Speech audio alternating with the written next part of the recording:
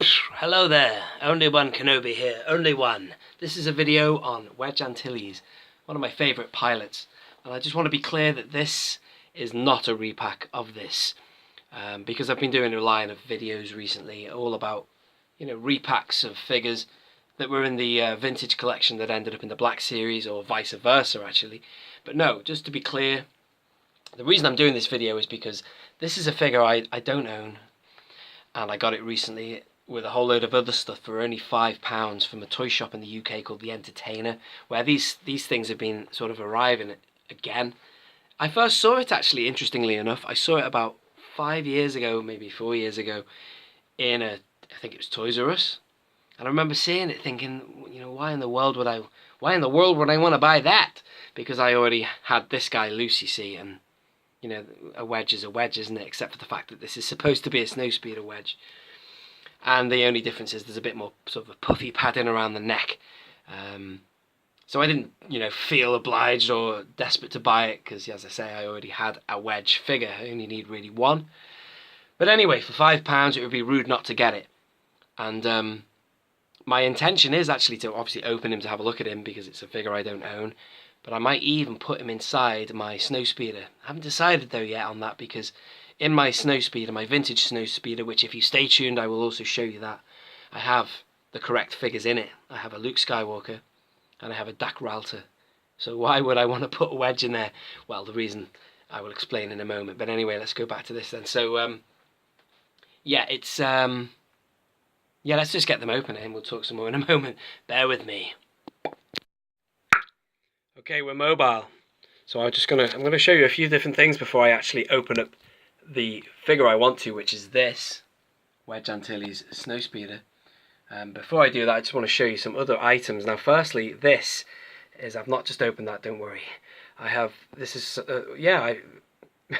Back before I collected the vintage collection, I was an opener. And so I bought one of these and opened him, and there he is. And it's a really good wedge. I mean, I don't know, but I can see, this is before digital sculpting as well.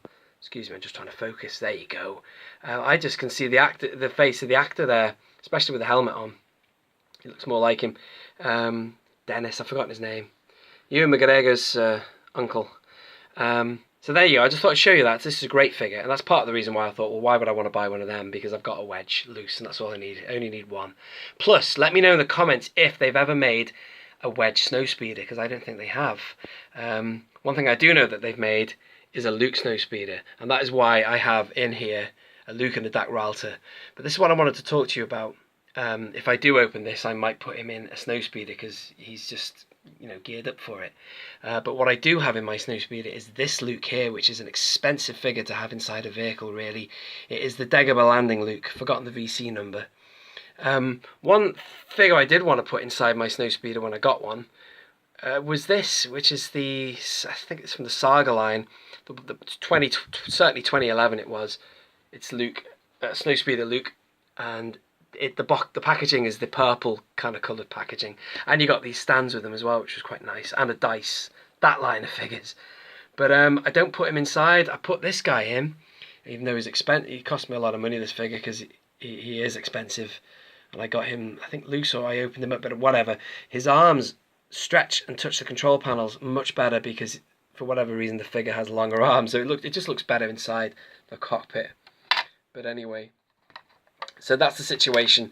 But it would just be wrong, even though I've just said that I would like to maybe put Wedge inside the Luke cockpit, the Luke X Snowspeeder, more like. It just doesn't seem right. It's a bit like drinking a beer. It's like having a Coors out of a Budweiser glass, man. It's just it doesn't match, does it? They don't match. Even though who the hell's going to know, really, other than me and another die-hard collector who can spot an error. But anyway, just sort of discuss these figures. This is turning into a bit of a pilot's video, really, isn't it? And this is Wedge on the vintage card. Very nice indeed. Anyway, should we open up this wedge? Let's do it. Alright then, so here he is out the packaging, and I've actually now decided what I'm going to do with this figure in the future. I'm not going to put him in an X-Wing, I beg your pardon, in the Snowspeeder, because he looks really good just as he is loose. Again, going back to my issue of having another wedge like this, I just thought, well, I don't want to display more than one, but the wider you have your connection, the more options you've got.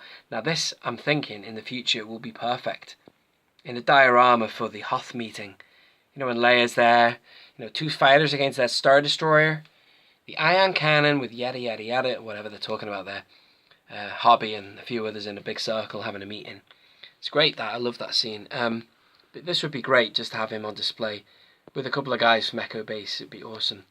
So I do like it. For whatever reason, I prefer Wedge with a helmet on. I don't like the look of him there, as I said before. I think I said he looks much better with a helmet on. But it's nice to display him with a helmet off. But because of that hood cap thing, whatever you've got on the head, it kind of just helps him out a little bit and looks really good. So yeah, verdict is I'm very happy with that Wedge Antilles. And also, I've said it before countless times, with this orange line, it always begged the question, what were their plans for it? Were they going to go on vintage cards? Did we need another Wedge in the vintage collection? It would have been different, yes, it would have been a different image. It would have been him in a Snowspeeder, most likely, with an Empire Strikes Back badge on it. But personally, I think that a character like Wedge, I beg your pardon, Zev Sineska, I think his name is, otherwise known as Rogue 2. He would have been a really cool vintage card. But anyway, you never know what we might get in the future. I hope you've enjoyed this video. This has been Only One Kenobi. Only One. Out.